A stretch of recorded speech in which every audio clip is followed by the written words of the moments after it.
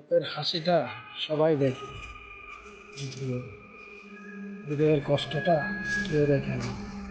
হাসি মুখের আড়ালেও যে মানুষের মনের ভিতরে কষ্ট থাকে, সেটা যদি কেউ জানতো, কেউ যদি বুঝতো, আমার মনে হয় কি জানেন, সে জীবনে হাসতেই ভুলে যেত।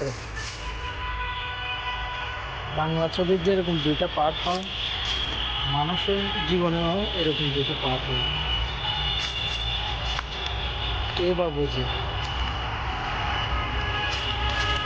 হারিয়ে গেলে সবাই খুঁজে।